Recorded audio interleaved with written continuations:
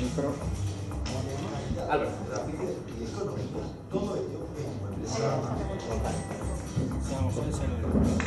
Nos encontramos en la calle General Sí. ¿Cómo te llamas?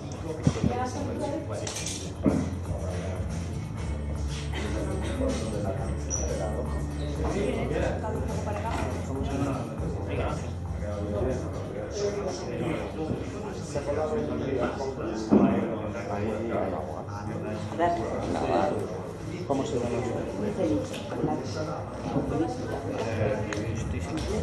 Feliz Velázquez. Sí, felicitarla.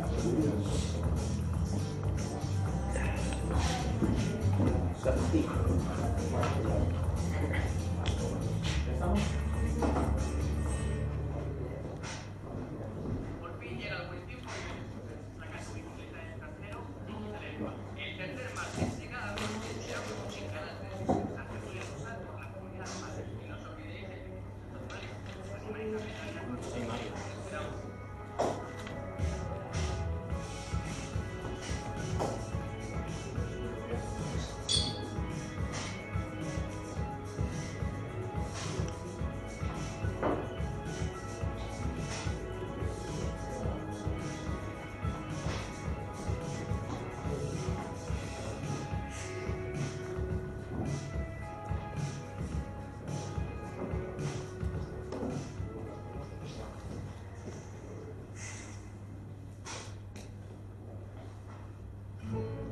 ¿Vas a empezar por el pleno?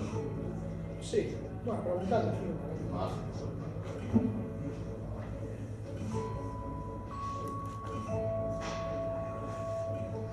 Despacho de Abogados Triviño, especializado en responsabilidad civil y en derecho bancario y consumo. Asesoramos con máxima eficacia y responsabilidad. Confíe en nosotros. Somos un amplio equipo de profesionales. Más de 20 años defendiendo clientes. En Triviño Abogados sabemos cómo ayudar. Contacte con nosotros en el teléfono 91 547 2506 o en la web www.trivino.es.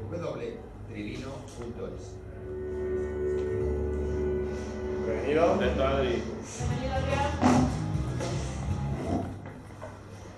Bueno, y continúa la noche aquí en Canal 33. Les anunciábamos en el sumario que hoy queremos romper moldes y para ello hemos tomado la iniciativa de que gente normal y corriente esté hoy con nosotros y nos acompañe en el debate de esta noche. No queremos decir con esto ni tampoco insinuar que los políticos o los analistas que frecuentan nuestro debate no sea gente corriente. Nos referimos a personas que están en la calle con sus problemas diarios, que como usted, que nos ve en televisión, pues seguramente los sufra o los tenga o disfrute también alguna de las cosas. ¿Por qué no? Tampoco lo vamos a poner todo en plan negativo, habrá cosas buenas, o no lo sé.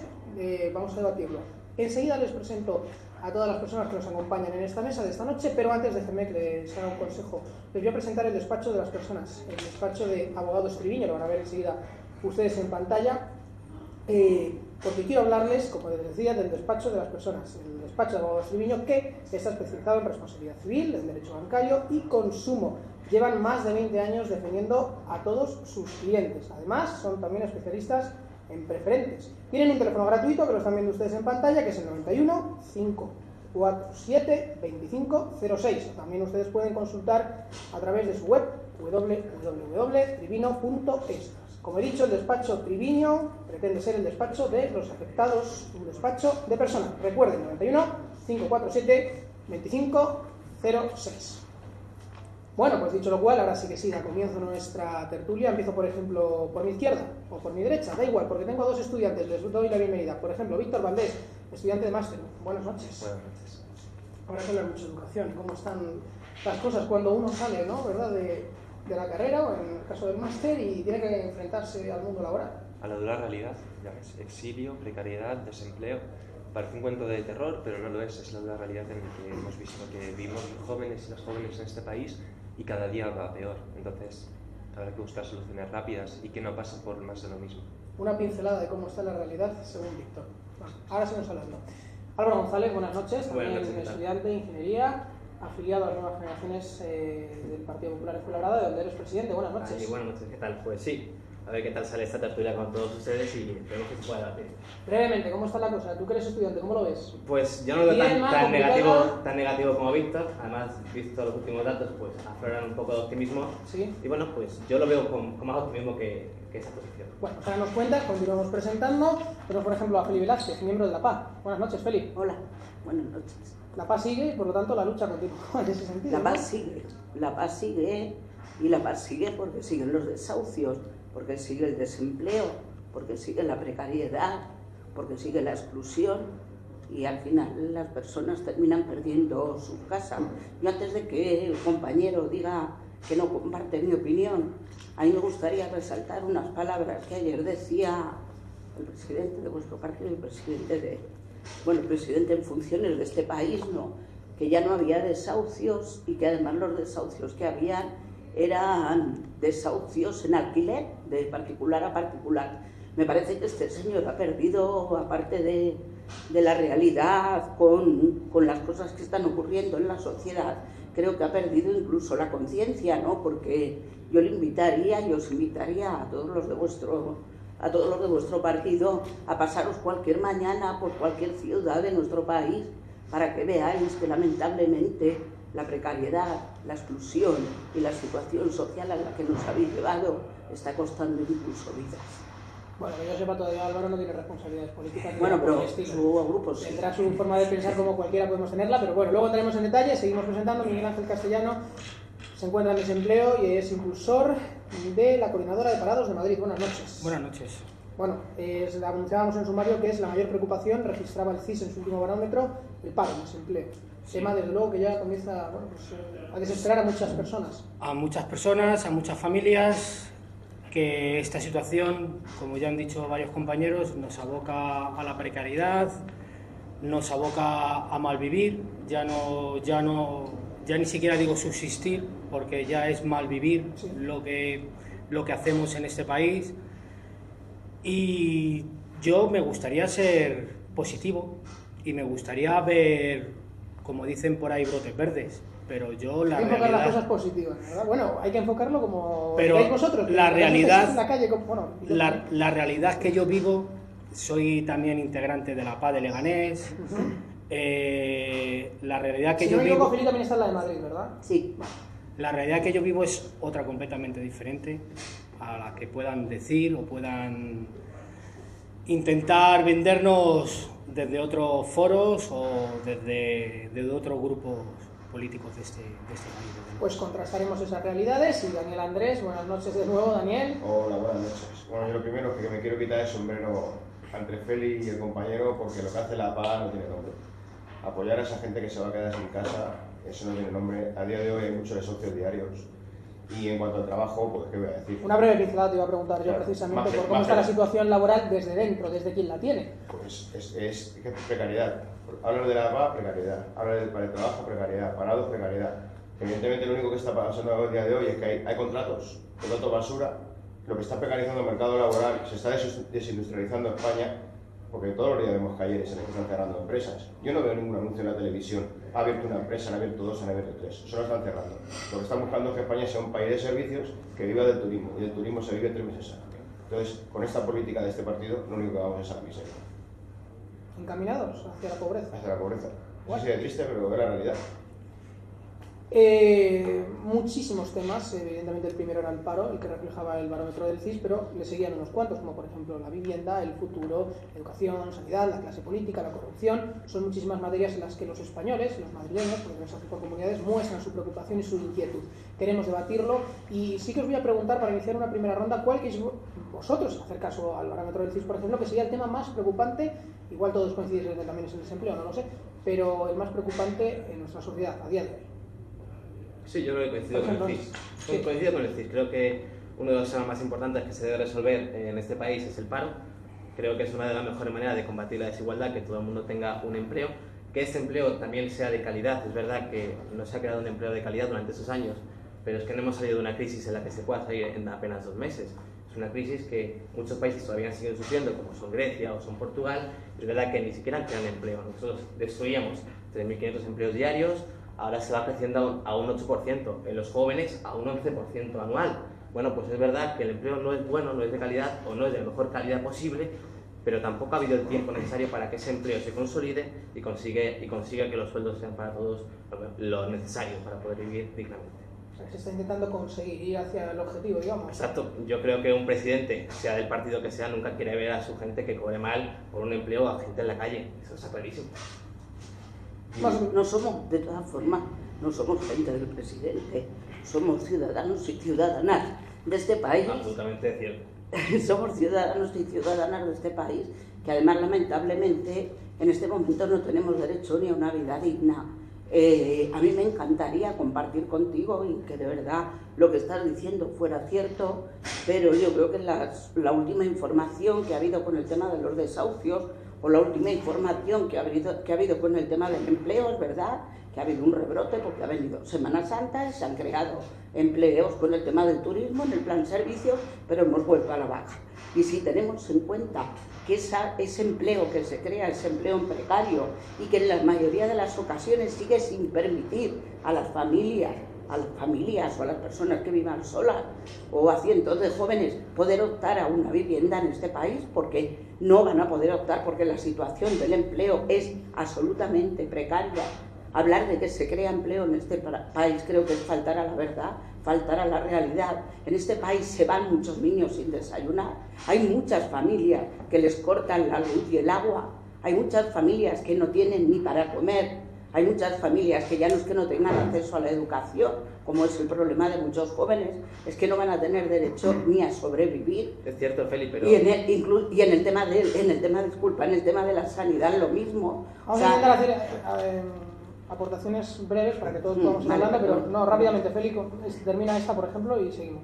Sí, no, yo creo que además este sistema ha demostrado a cuáles son las condiciones a las que nos lleva la clase trabajadora.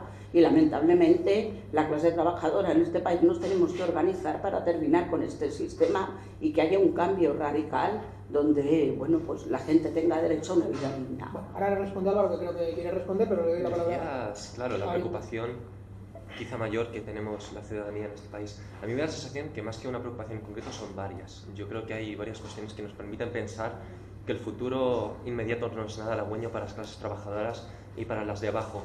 Me sorprende mucho cómo se valora que los datos de desempleo del último barómetro han sido buenos, han sido ese repunte, ese brote verde que nos va a hacer salir de la crisis. Yo creo que no.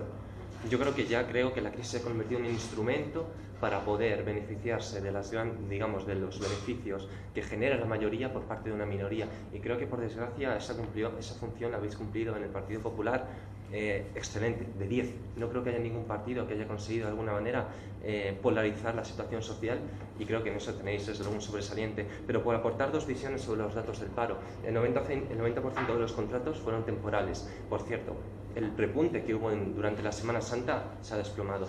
Y además, por decirlo, la Comisión Europea, esa que se dedica a decir lo que tienen que hacer los países del sur de Europa, como Grecia, cuando quisieron levantarse y decir que la democracia y los derechos estaban por delante de la miseria y del chantaje de la deuda, esa misma Comisión Europea dice que en este país el salario mínimo interprofesional no da para tener una vida digna. Así que primero atémonos un poco las vestiduras y sepamos de qué estamos hablando.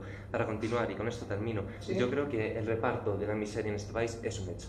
Creo que la situación estructuralmente ya nos conlleva a pensar que o cambiamos, avanzamos hacia un modelo de desarrollo, un modelo de producción, un modelo de garantía de derechos y libertades, o seguramente estaremos dibujando un futuro para las nuevas generaciones que creo que no se merecen. Venga, responde Álvaro y enseguida luego. Bueno, a ver, muchas cosas tienes ahí. Sí, hay un montón de cosas. A ver, yo insisto, ¿no? El empleo que se crea en este país puede que no sea el mejor, pero es que hemos salido de la crisis financiera, la crisis mundial y la crisis nacional, porque también teníamos nuestra propia crisis en este país, más gorda que han sufrido los españoles. No podemos esperar que en tan solo dos años, ni siquiera 4, ni siquiera a lo mejor 8, todo el mundo recupere el poder adquisitivo que tenía antes de la crisis. Hablamos también de subir el salario mínimo interprofesional. Si hablamos de economía, la subida de un salario mínimo interprofesional lo que realiza es que las empresas dejen de contratar, porque al aumentar la contratación los empresarios se lo piensan. Igualmente, y aunque digas que España se está quedando atrás en la creación de empresas, vemos como en Madrid diariamente se crean 55 empresas nuevas. Dicho por la comunidad. ¿Eh? ¿Cuántas cierran? No, crean 55. Al ¿Cuántas- contrario que en Cataluña cuánta- se van cuánta gente- 1.700 cuánta diarias, gente- cuánta en gente Madrid va se al crean paro? ¿Cuánta gente va al paro 55. diariamente? ¿En Madrid? Sí. En Madrid tenemos un repunte ahora del empleo. No cierran empresas. Hombre, claro que cierran empresas, crean y se cierran empresas. Hay empresas que no funcionan, pero eso no es culpa de un gobierno ni de una crisis, simplemente que el modelo de negocio que se plantea es el erróneo. No hay más. Pero estoy con usted, Félix, y yo de verdad que los desahucios son un drama para toda la sociedad, incluido para mí. Aunque milite en un partido, creo que para todos el ver gente en la calle es un drama que de verdad yo me sumo con vosotros. Tampoco puede ser que demos confianza a aquellos partidos que juran que acabarán con los desahucios y al final pasa como en Madrid o como en Cádiz, que no se ha conseguido frenar. Funcionan mejor en medidas como ley de segunda oportunidad, que permita a la gente, bueno, pues condonar su deuda, o que se hayan permitido algunas acciones en pago cuando aquellas personas hoy de verdad demuestran que no pueden pagar porque la situación de la crisis les ha agobiado. Eso lo ha hecho el gobierno, eso permite a esas personas, bueno, pues librarse de esas deudas que tuvo durante la crisis. Entonces, de verdad, el empleo... Y quedarse sin casa. ¿Perdona? Y quedarse sin casa. Exacto, pero es un Porque drama. no, vamos a ver. Vais a contra mí- mí porque creéis que yo No, soy yo no, me has desahucios, respondido y entonces... pero No, sí. perdón, tú me has respondido y me has respondido que estás con nosotros porque entiendes que es un drama los desahucios, como es un drama la pérdida de empleo, como es un drama que a los inmigrantes no se los puede atender en la sociedad, o sea, en la sanidad, y como es un drama el tema de los refugiados. Pero cuando tu partido es el que está gobernando, el que ha estado gobernando durante estos años, no basta con que se sienta identificado, que no se siente ni siquiera identificado, es un problema de voluntad política. Porque aquí se ha rescatado a bancos y se han dejado a familias en la calle. La dación en pago es una dación en pago que se vio obligada a llevar los bancos a cabo, porque hubo una presión social en la calle, y eso no es ningún favor, es que la gente se quede sin deuda y se quede sin casa. Cuando entendemos que en este país ha habido hipotecas que el 90% de ellas han sido infladas. Y lo ha dicho un juez, no lo hemos dicho nosotros. Esperemos que cuando al señor Blesa porque ha habido un juez que ha dicho que ha habido hipotecas que se han inflado y que eso ha generado parte de la burbuja y ha generado el empobrecimiento de mucha gente porque tenían que pagar un precio que no era real. Esperemos que cuando eso ocurra, y eso sería la identificación con la gente que está sufriendo las consecuencias de la crisis, ustedes vuelvan a devolver, ustedes, su partido, quien ha estado hasta ahora ejerciendo, el PP, vuelvan a devolver esas viviendas que se las quitaron con dación en pago, que se creen que es una obra de buena voluntad y de verdad no es nada. El piso está más requete pagado porque ese piso estuvo inflado y la persona al final se queda sin vivienda. Y en Madrid, disculpe, ya terminó, y nadie ha dicho que en Madrid se haya solucionado el tema de los desahucios. Entre otras cosas, no se ha solucionado porque quien antes gobernaba en el ayuntamiento, la escasez de vivienda pública y el escaso parque social que había, se lo han vendido a fondos buitres. Y ahora tiene que estar la gente viviendo en situaciones, sí, entre otros, como el Mansal, la Zora, aquí en Vallecas tenemos muchísimos. Y luego nos rasgamos las vestiduras cuando la gente va a la calle porque no puede pagar 500 euros de Por alquiler. ejemplo, Feli, yo te hago una pregunta en el caso de Madrid. Evidentemente acabas de acordarte del gobierno que estaba hace 4 años, pero habrá que pedir explicaciones al presente, ¿no? Pues, y exigirle. No lo sé, es una pregunta. No, sí, y exigirle. De hecho, la plataforma... Al gobierno de Manuela Carmena, ¿no? Sí. Que esa era la que está, porque entiendo yo que a lo mejor en todos los aspectos de la vida controlar el pasado es algo vamos a ver. imposible porque ya está hecho y bueno, el futuro se hay puede una prever, situación... pero es el presente al que se le debe pedir las cosas. Sí, hay una situación que nos viene y que es una situación que viene dada como es la venta de vivienda pública a fondos buitre y que eso va a tener unas consecuencias de por vida. O sea, eso, la gente no va a poder acceder a esas viviendas porque esas viviendas pertenecen a Goldman Sachs y a fondos buitres. Y luego es verdad, y de hecho la plataforma de afectados por la hipoteca hemos denunciado que no estamos de acuerdo con la oficina de intermediación hipotecaria porque esa no es la solución y seguimos exigiendo que la única solución en este país va a pasar a partir de ahora no por la propiedad privada, sino por las viviendas sociales y en alquiler. Bueno, y dejamos Daniel y luego Miguel Ángel, que os quiero escuchar también a vosotros. Bueno, yo lo que quería es dejaros de tontería ya y decir las cosas por su nombre. La reforma laboral del Partido Socialista y la última del Partido Popular, lo único que están haciendo es legislar para las empresas del IBEX 35.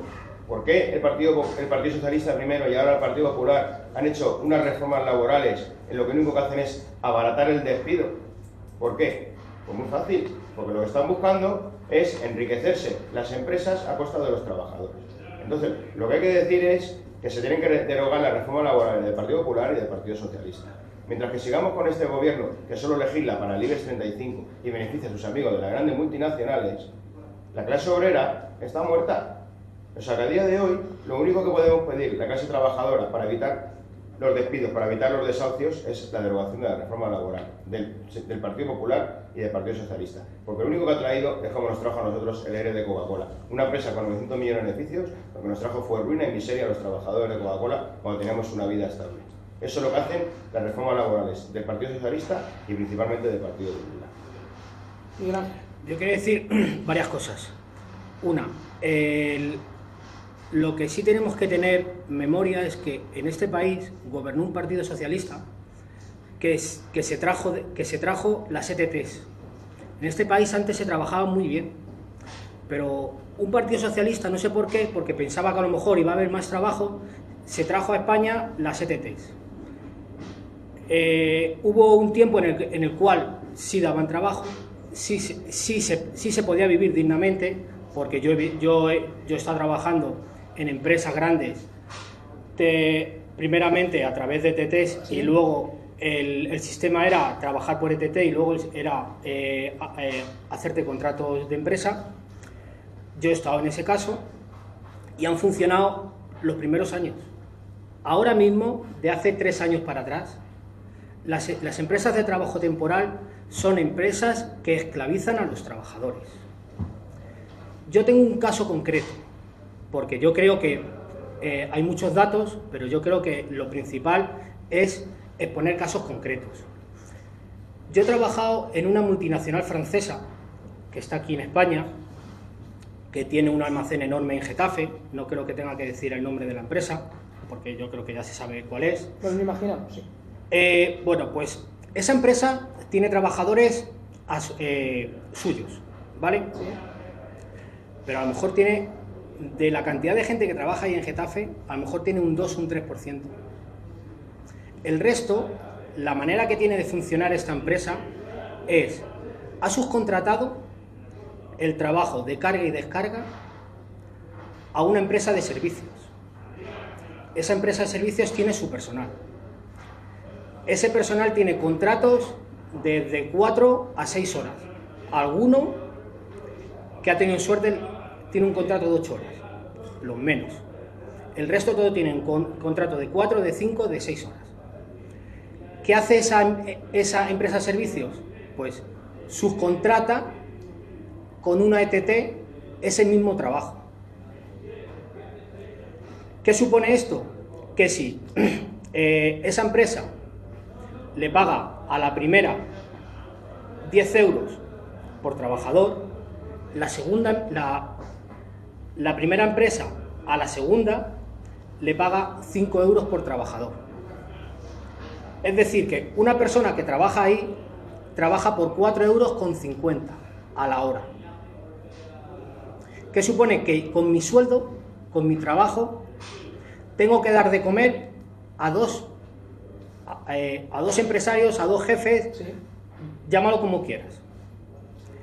Y eso es un grave problema de este país que no se ha conseguido atajar porque a nadie ha querido. Porque eso está ahí y eso es un dato concreto. Otro dato concreto que quiero dar...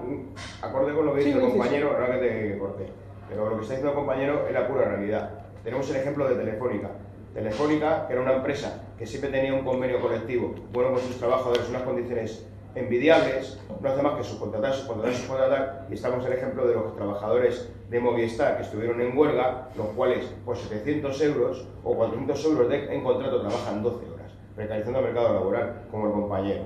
Con las subcontrataciones están cargándose el mercado laboral de este país, y todos son las grandes multinacionales, amparadas por la reforma laboral del Partido Popular. Pero ya no es solo subcontratar, es subcontratar lo que ya está subcontratado.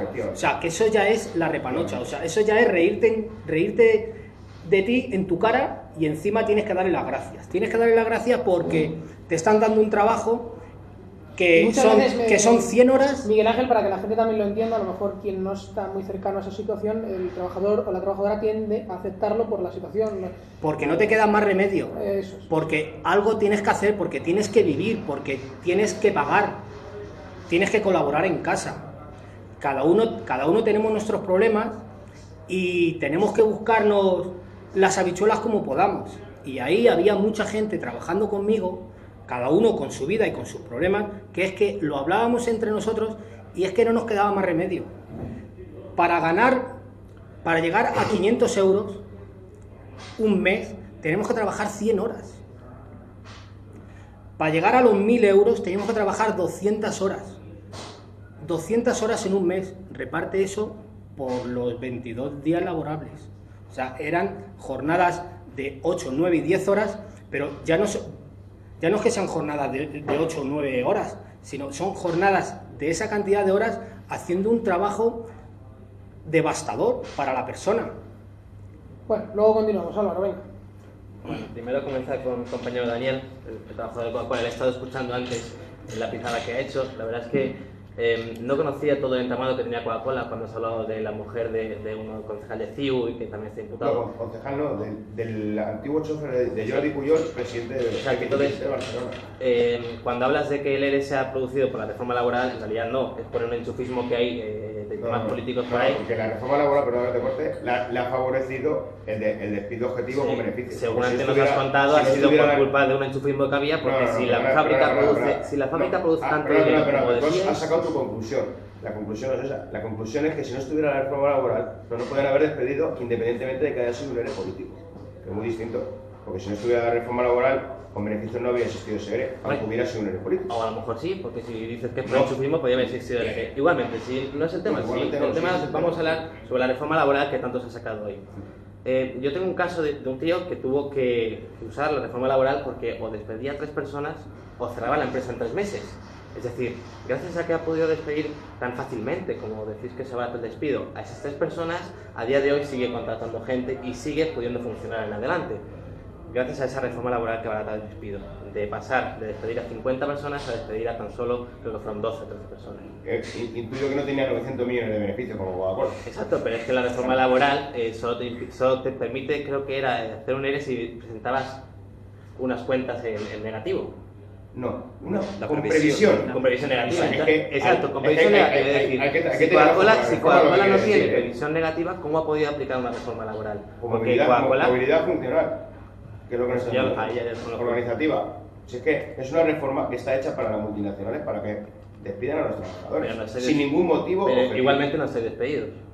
Hemos estado despedidos. Pero ya estáis reincorporados y cobrando vuestro sueldo.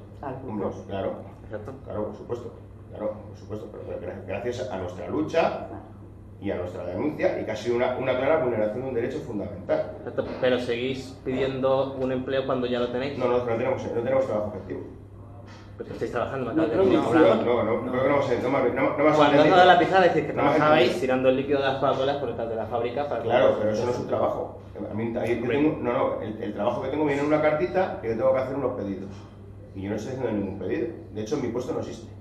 Donde tengo que estar en la fábrica... Daniel, para la gente que nos está viendo, tú llegas allí en tu turno y ¿qué sucede? Bueno, pues yo llego a mi turno y veo a mis compañeros y yo actualmente llevo 4 meses y medio sin hacer trabajo por un problema de salud, que la empresa no me da unos EPI para poder trabajar. Pero bueno se hace acto de presencia, por así decirlo. Pero hemos tenido una inspección de trabajo ¿sí? En la cual el inspector, que estamos pendientes de que nos dé el informe, de que redacte el informe, se ha quedado flipado, perdona por la expresión, porque ha visto que en un habitáculo de 4 metros cuadrados había 27 personas. Y le ha preguntado, ¿ustedes qué hacen? Dice, pues mira, yo mandé un correo en septiembre y estoy hablando de vino en marzo. Dice, y todavía no me han contestado. ¿Vale? Ahí en ese departamento hay 200 personas que no han hecho nada desde que han entrado a trabajar hace 5 o 6 meses. Nosotros estamos vaciando botellas, con los compañeros con los que tengo que estar yo, pero nuestro trabajo es hacer pedidos y es que no está preparado el puesto. Eso es un posible fraude procesal. Es decir, están engañando a la Audiencia Nacional. El auto dice que yo tengo que tener un puesto determinado. Pues como yo, pues te lo constató el inspector, para que tiene que rubricarlo en el informe pertinente, constató que casi el 80% de los trabajadores no tenemos el trabajo que nos ha dado la Audiencia Nacional. O sea, la empresa lo que está haciendo es marear la perdiz, intentar cumplir con el auto que no lo está cumpliendo, para evitar que le denunciemos por un fraude procesal como ha pasado en Cacablanca. Pero nosotros no tenemos proyecto. Lo normal para tener un futuro es tener un proyecto. La empresa no nos da un proyecto. La empresa sabe que hay una fusión europea que será al 1 de junio, en el cual intuimos que va a haber más cierres. Entonces no sabemos si la empresa qué quiere hacer con nosotros. Si nos quiere, ellos dicen que confían en nosotros, que va a ser un centro de excelencia, un almacén de excelencia, lo vende la empresa, los medios de comunicación incluso. Y tenemos un silo automático que es la panacea, un silo automático, 30 millones de euros costó, y lo están desmantelando. Entonces, tú ves eso todos los días que te están sacando la maquinaria porque están desmantelando la fábrica. Tú que eres de Fuenlabrada sabrás, teníamos la fábrica más tecnológica de España. Se están llevando las máquinas de Madrid. Entonces, ¿qué futuro tenemos? No tenemos futuro. La empresa no hace más que vender la televisión, que por cierto, esta semana, perdón un segundo, ha sacado todos los medios de comunicación que Coca-Cola había ganado el ERE. Coca-Cola ha perdido el ERE por una vulneración de derechos fundamentales. Lo que ha perdido es que los trabajadores que se recolocaron pidieron la vuelta después de la sentencia a su puesto de trabajo a Fuenlabrada, y el Supremo es el único que ha dicho que no les permite volver porque fue una elección voluntaria. Pero el ERE lo hemos ganado nosotros por un delito muy grave que viene en la Constitución española, que es vulnerar el derecho fundamental. Bueno, queda claro. Víctor. Es una terrible paradoja la que representa y la que describe el compañero de Coca-Cola. Una empresa llevándose los materiales y expulsando, despidiendo a los trabajadores, una paradoja de lo que podría ser la realidad política y económica de este país. En cualquier caso, yo creo que no hay que hablar solamente de todo lo que va mal, sino también hay que hablar de lo que va bien. Y van bien esos 6 hospitales que quiso privatizar el Partido Popular en esta comunidad y que por suerte y gracias a la marea blanca y a la conciencia de los ciudadanos y las ciudadanas de esta comunidad se paró la privatización. Va bien también las formas de autoayuda y de cooperación que tienen los estudiantes en la universidad para ayudarse, para que ningún estudiante más sea expulsado de los 90.000 que uso por el aumento del 66% de las tasas universitarias. Va perfectamente el sistema que tenemos en la universidad de 4+1, de 4 años de grado y uno de máster opcional, sabiendo que el 3+2 que nos proponía el señor Wert, esa última cosa antes de que hizo petición de los ministros europeos antes de marcharse a París a vivir la vida loca, la vida bella, digamos pues que no pudo completar. ¿Por qué? Porque hubo una rebelión de toda la comunidad educativa para decir no al 3+2. Un 3+2 que, por cierto, volvió a mentir cuando decía que iba a salir mucho más barato para universidades. Hace un año precisamente contigo aquí sentado tratábamos una tertulia especial como la de hoy, el 3+2. Y para decir al hilo del compañero, el 13 y 14 de abril hay una huelga de los estudiantes en contra de la ley BER y del 3+2.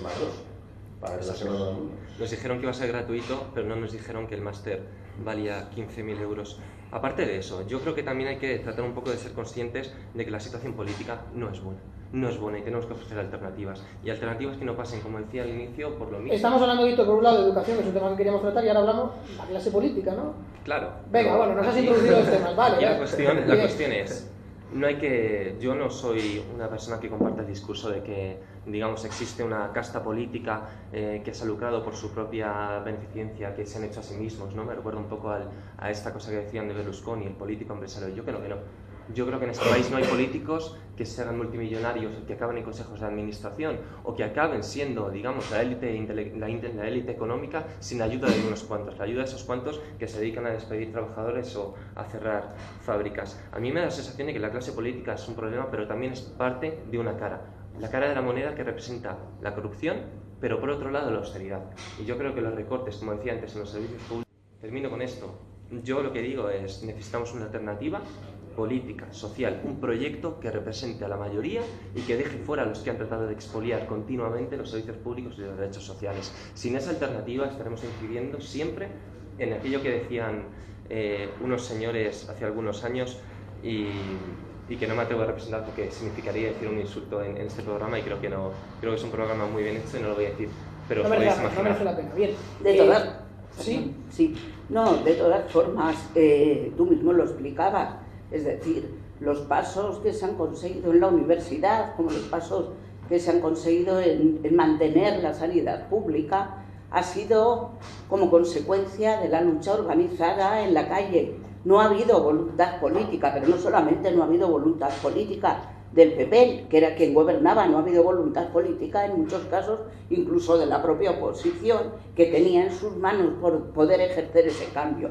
Yo creo que sí que es un momento complicado político, creo que es un momento, estamos como estamos, eso no a nadie le deja de sonar, lo estamos oyendo todos los días, pero indudablemente, gobierne quien gobierne, esté quien esté, o hay una sociedad organizada en la lucha y organizada en la respuesta social, o lamentablemente quienes están en el Parlamento terminarán ejerciendo la política que les marque su grupo en cada momento o que les marque Europa, pero si no hay una demanda en la calle, es decir, si cualquier cosa que se haya conseguido, la dación en pago, costó mucho trabajo, lo que habéis conseguido en la universidad y todo lo que se está consiguiendo. Y yo estoy convencida de que no tiene que haber, creo que en muchas tertulias es la imagen que se quiere dar, no tiene que haber una confianza excesiva en lo que ocurre dentro del Parlamento, porque eso tiene que ser fruto de lo que se reivindica en la calle.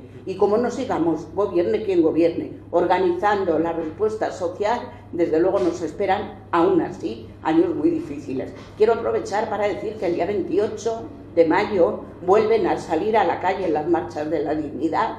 Va a haber una jornada de movilización donde le vamos a decir a quien gobierne lo que está ocurriendo y vamos a seguir exigiendo en las calles que tenemos derecho a una vida digna y que vamos a pelear por ello. Muchas fechas estamos capitulando hoy aquí. Una pregunta que nos planteamos en este debate especial de la calle, efectivamente, es sobre la clase política y si están hartos o no los ciudadanos de ese juego de pactos y también de sillones que se está llevando a cabo en nuestro país. Pero había sacado Víctor a colación la educación y creo que tanto educación como sanidad son dos materias importantes, y quiero preguntar, y me voy con el otro estudiante de doble grado, ¿no? ¿Cómo ve la situación, con lo que ha descrito Víctor, su opinión en la educación y tu punto de vista?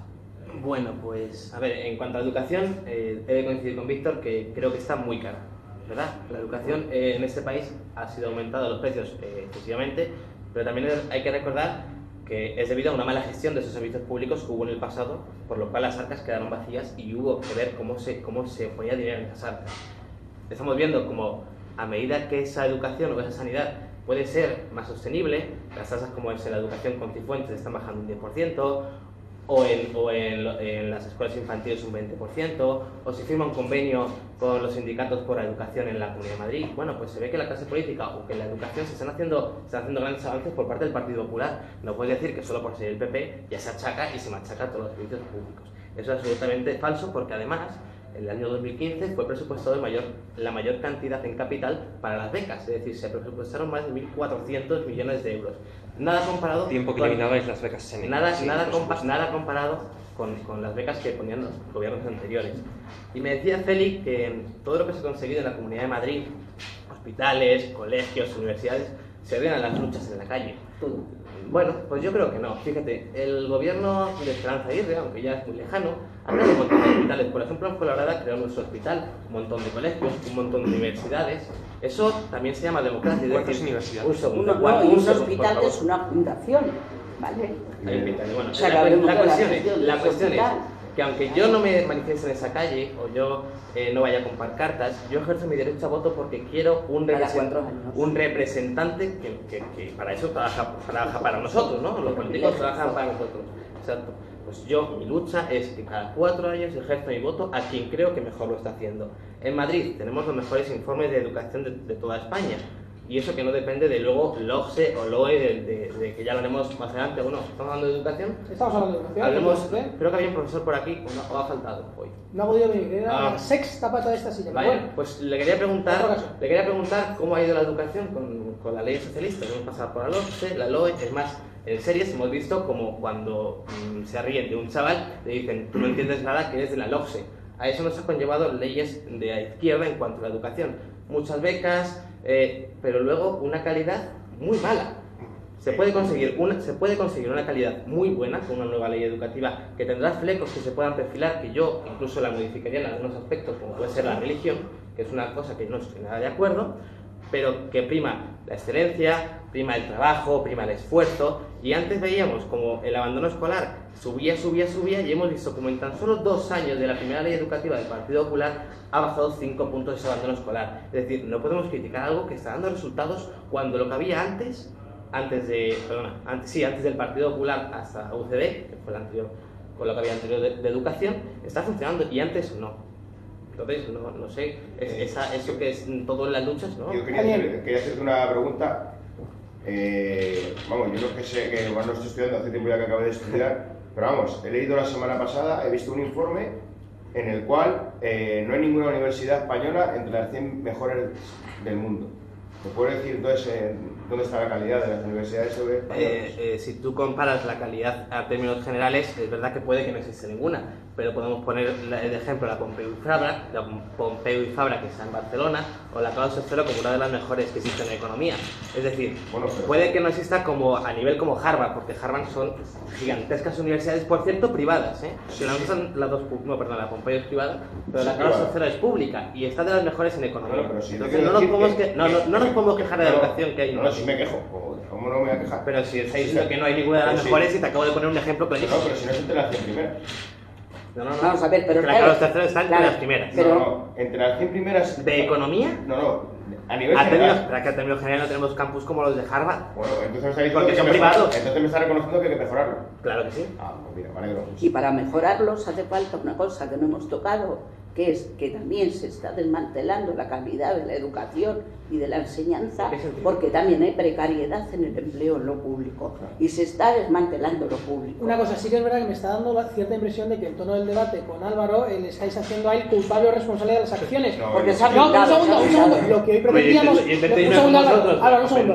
Lo que hoy pretendíamos es que por primera vez en Madrid en línea no han venido diputados, concejales, políticos o analistas políticos, era gente de la calle. Entonces vamos a intentar hacer un debate de la calle, porque yo hasta donde sé no tiene acta de concejal o de diputado. No te vienen las ideas como todos podemos decir. Yo lo único que decía... Es contra su partido y los dirigentes de su partido que creemos... A lo mejor el tono era focalizado. No, perdón, además es así para nada. Yo lo único que quería decir que era que tenía la sensación de que se nos estaba yendo un poco, no nos estábamos dando cuenta de eso.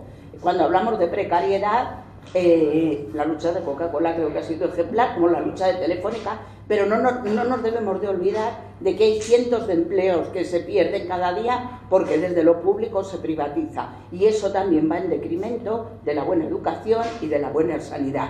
Eso lo han denunciado los médicos, no es que tenga yo nada contra el compañero. No, por supuesto, no, tampoco decía eso. Miguel Ángel, vamos a hacer ahora una pausa de publicidad, luego hablaremos de la clase política y cómo están nuestros políticos, pero sí que es verdad que quería escuchar a Miguel Ángel en cuanto a estas materias.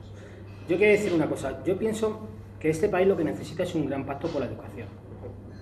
Yo creo que eso es lo principal y lo primordial, que de una vez por todas alguien diga, vamos a crear una ley que sea igualitaria para chicos y chicas, que no prime la excelencia por encima de todo, porque no todos los chicos y chicas son todos iguales, cada uno tiene su capacidad, efectivamente, pero el esfuerzo no significa que tú vayas a ser... vamos a ver, hay niños y niñas que requieren más esfuerzo para realizar un trabajo y otros requieren menos esfuerzo. Con ello no quiero que se prime la excelencia, que es con lo único que esta última ley de educación se está haciendo. Te lo digo como padre, tengo una hija de 15 años que está haciendo tercero. ¿Sabes cuál fue una cosa que me dijo? Me dijo, papá, ¿por qué no quitan lo de la reválida? Digo, en ello estamos, cariño, en ello estamos. Queremos que eso es un paso atrás, porque... De 40 años. Exactamente, 40 años y un paso atrás, porque un niño que vaya a hacer la reválida, un niño o una niña que vaya a hacer la reválida, por lo que sea, ese día tiene un mal día, como lo podemos tener cualquier otra persona adulta. No reválidas. Pero la reválida. Es el mismo caso. ¿Y qué pasa en esa actividad? Si tiene un mal día... Ya, pero no es lo mismo, la prueba de acceso a selectividad que la reválida que te hace... La reválida, por lo que yo tengo entendido, es una prueba que te hacen al final de la ESO para ver el nivel que tú tienes, los conocimientos que tú tienes. Si tú apruebas esa reválida, es como si pasases de curso. Corrígeme si es Pasar así. de la ESO al bachillerato. Exactamente. ¿Qué pasa? Que si un niño o una niña va a hacer la reválida y ese día, esa mañana, tiene un día nefasto. ¿No sirve todo el acumulado de los 4 años anteriores a la ESO? Tienes que estar un año esperando para volver a hacer otra vez la reválida. Me he perdido. Pero sin embargo, Tienes un año perdido. Mira, estoy de acuerdo en una parte con eso, pero Que no lo veo nada el tema de lógico. Feli. Ella dice que se está declarando otro tema, es más similar a ello. ¿Usted no cree que la educación en Usted este no me país... llames, no me llames usted. Pues perdona. ¿Crees que en el país en el que estamos la educación cada vez va peor? Es decir, yo creo que mis padres tienen mejor cultura que yo y ellos tuvieron reválidas y tienen mejor cultura que yo, geográfica, política, de todo. Y ellos tuvieron reválidas. Es verdad que a lo mejor las que son en primaria se pueden tocar, pero en la ESO es verdad que puede ser un mal día, pero ¿cómo controlas también que los colegios estén impartiendo todas las materias que quiere el Estado? ¿Cómo equiparas la educación a todo un país si no controlas por parte del Estado qué es lo que se está dando en cada instituto y qué no? ¿Y qué le falta a los estudiantes y qué no les falta? ¿Cómo los evalúas? No hay manera de evaluarlos. Exámenes trimestrales. Sí, pero las evaluaciones cada continuas colegio, que teníamos todos. evalúa como su profesor quiere. Entonces, De esta manera el Estado pone un examen y el colegio Por ve eso me he confundido, pero por lo que estás diciendo tú, entonces para saber que el Estado, todos los estudiantes están bien formados, tendrían que hacer una rivalidad anual. Y eso sería una locura. No anual, no, porque todo porque si no es una locura, pero sí que es verdad que se puede hacer cuando acaban habiendo unos una estudios básicos, unos estudios habiendo una secundarios, selectividad que yo estudios puedo mayores. estar No se puede hacer anual, pero más sí en por contra o sectores. menos de la selectividad, pero es un paso del instituto de bachillerato a la universidad y lo puedo medio entender aunque no lo pueda compartir del todo. Pero ojo, entre medias de un como era antes el bachillerato, aquí el COU, hacer otra reválida en medio me parece absurdo y lo que hace es limitar la proyección de los chavales. Me encantaría que fuese el profesor para preguntarle. No, en otra ocasión haremos más debates ciudadanos. Tenemos que hacer una pausa porque aunque hoy no haya políticos, la publicidad sigue estando siempre. Así que hacemos una pausa y a la vuelta hablamos de la clase política y de la corrupción. Otro tema que también preocupa mucho a la gente de la calle, que enseguida en Madrid del Día. Estamos fuera.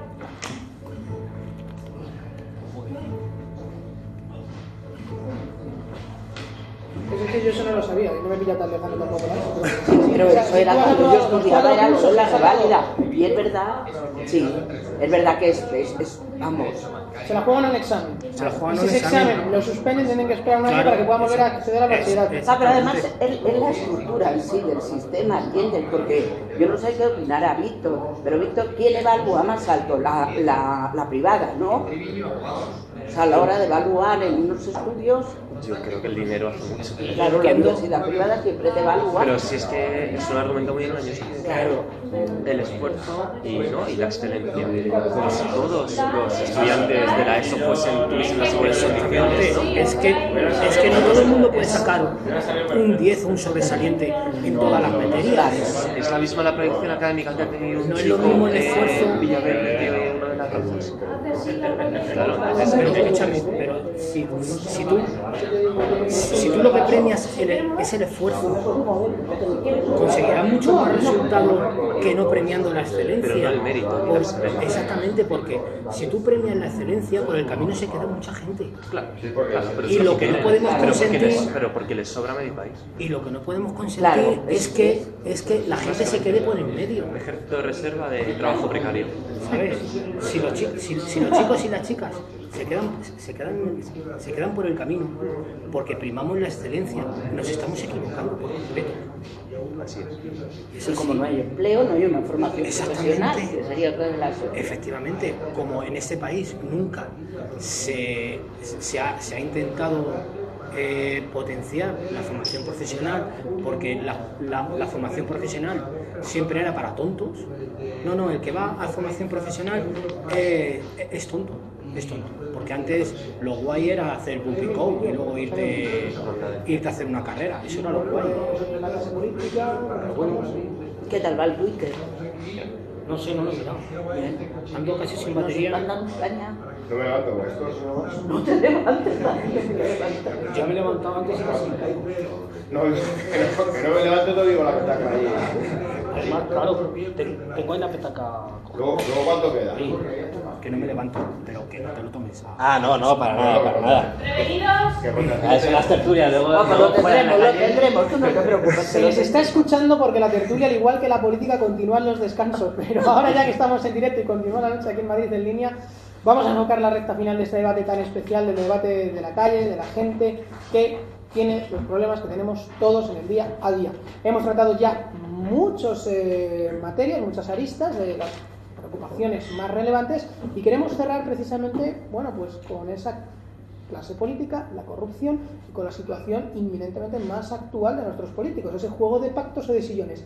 Hay días que está más claro que puede haber un presidente y hay días que está más claro que habrá unas nuevas elecciones. Hasta principios de mayo, incluso en el último minuto, tal vez como ocurrió en Cataluña, no sabremos si habrá presidente o volveremos a votar en verano.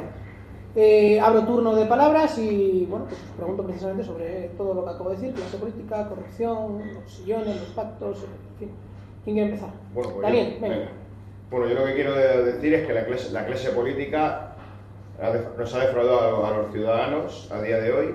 Necesitamos un cambio muy grande, sobre todo para la clase trabajadora. Sería súper importante un gobierno de progreso y a la izquierda. Lo que quiero decir también es que la clase trabajadora, los políticos, tienen que implicarse con la clase trabajadora. Es decir, los políticos que llegan al gobierno lo que tienen que hacer es derogar la reforma laboral, como he dicho antes, pero no solo eso. Hay que implicarse más con la clase. Hay que bajar a la calle y ver los problemas cotidianos. Lo que estamos haciendo hoy precisamente desde la televisión, ¿no? Por eso. Entonces lo que hay que hacer es echar a los corruptos lo primero. Hay que echar a los corruptos. Y echar a los corruptos por la en este país son el Partido Popular y el Partido Socialista. Sigue habiendo una gran impunidad. Precisamente ayer saltaba la noticia, lo destacábamos antes cuando estabas tú en la pizarra, ¿verdad?, de los papeles de Panamá. Grandes conocidos entre ellos. Sí, claro. Por eso mismo, que lo que quiero decir es que hay que acabar con esto. Han expoliado este país, entre los dos partidos mayoritarios de este país, hay que acabar con eso. Lo tratábamos, también sería un tema, yo creo, que de debate en la calle, en la Casa Real, porque hace unas semanas tratábamos precisamente en el debate con políticos esos mensajes de WhatsApp de la reina Leticia hacia López Madrid, que precisamente sigue todavía investigado por la causa de las tarjetas Blacks, ¿no? Y decían y apuntaban aquí personas que cómo se podía permitir la reina de España, bueno, pues hablar así con alguien que tiene mala pinta.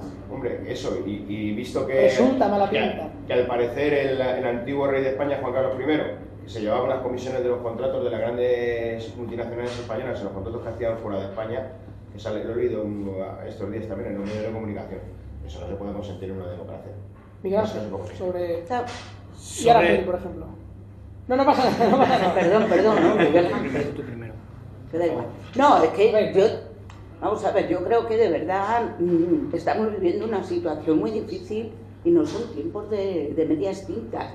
Hay que ser valiente y decir las cosas. Yo estoy convencida de que hay políticos muy decentes y los tenemos a nuestro alrededor y que se han comprometido, pero hay una parte de la clase política que ha hecho de la política la corrupción, y ha ocurrido con el tema de la vivienda, con las leyes del suelo, y luego tenemos una monarquía que indudablemente no la hemos elegido y que tiene por costumbre no dar las cuentas a nadie en este país. Entonces eso, claro, indudablemente les ha llevado a poder hacer lo que han hecho. Ahora veremos, está la tía también, o la hermana de... Sí, la hermana, está la hermana. La hermana del rey emérito, exactamente, del rey están todo, pero es que es normal, o sea, es que en eso, de verdad, la única solución sería terminar con la monarquía y instaurar una república, porque indudablemente la monarquía lo único que hace es, en este país en concreto, como en otros países, pero en este país en concreto, lo único que hace es tener unos privilegios en una época de crisis donde, vuelvo a repetir, los niños se van sin desayunar, se permite el hacer todo lo que están haciendo y sin ninguna consecuencia. Eso lo hemos debatido ya antes de obligación. Dicen que está difícil lo de Panamá y bueno, que puedan pagar por ello porque está todo muy atado. Miguel Ángel, os pido brevedad porque tenemos que ir terminando el tiempo de debate. Así varias que, cosas. A modo de conclusión sobre la clase política actual en nuestro país. Lo de la clase política en nuestro país. Cuando se dice clase política en nuestro país, me suena a alguien que lleva siendo clase política toda su vida. Y a mí eso no me gusta, particularmente no me gusta. No quiero... Hoy he escuchado en una de estas pseudo tertulias que hay en los grandes en las grandes cadenas de este país. Decir a un ¿Podemos señor... ver pseudotertulias? Pseudotertulias, sí, estas de 4 y de la Sexta, que para mí no son tertulias. Se clarea mucho igual que compadrean con... No, que... nuevos. Sí, exactamente, que ahí son todos amigos, llegan allí, se sueltan la parrafada y se van y ya está, y se acabó. Lo que quiero decir con todo esto es que había un político ahí que decía, yo que llevo siendo político 40 años, a mí se me ha puesto la piel de gallina. Pensar que una persona pueda llevar 40 años de político conociendo todos los entresijos que hay en ese mundo que no conocemos nadie, pero que solamente los conocen ellos. Eso El es... problema, digamos, Miguel Ángel, eso es ocultar. Para resumir, es la profesionalización de la política, ¿no? Exactamente, exactamente. Si me permites, Sí, dos cosas. brevemente, porque Dos estamos- cosas. venga. Nos acordamos de cuando salieron los papeles de Falciani. Sí. ¿Cuánto duró esa noticia? ¿Un mes? Los papeles de Panamá le van a pasar lo mismo.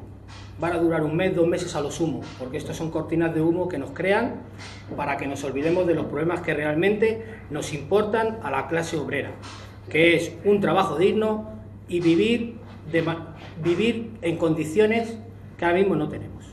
Víctor.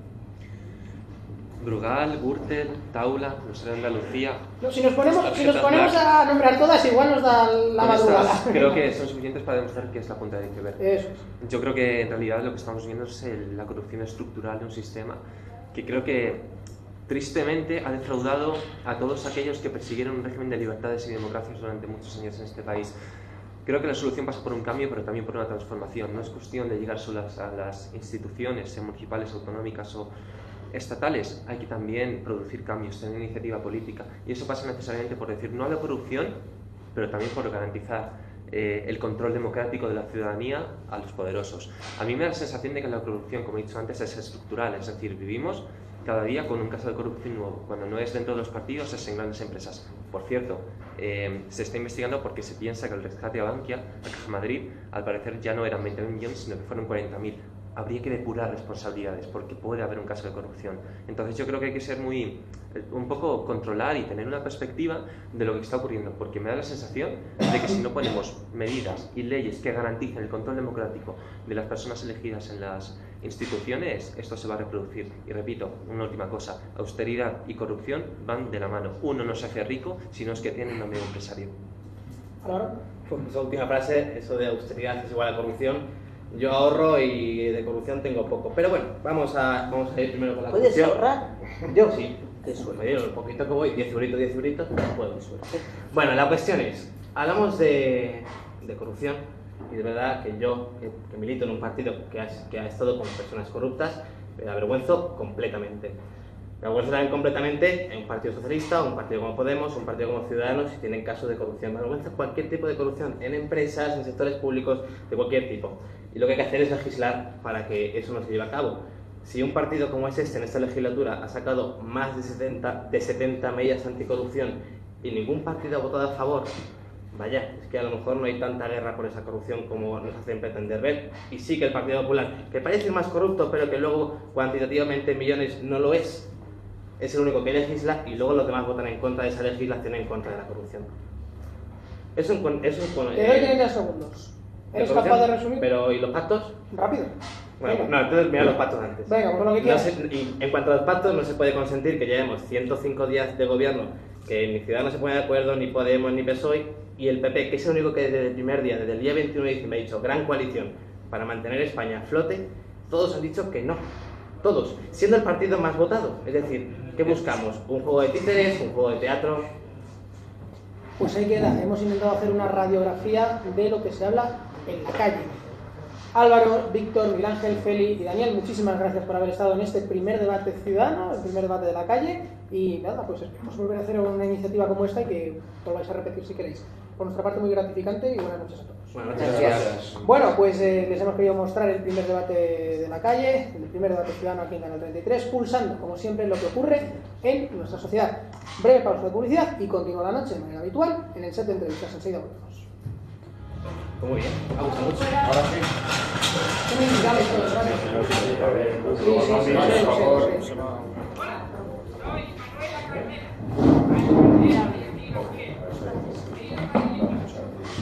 Si es que más que te hizo el trabajo. La defensa de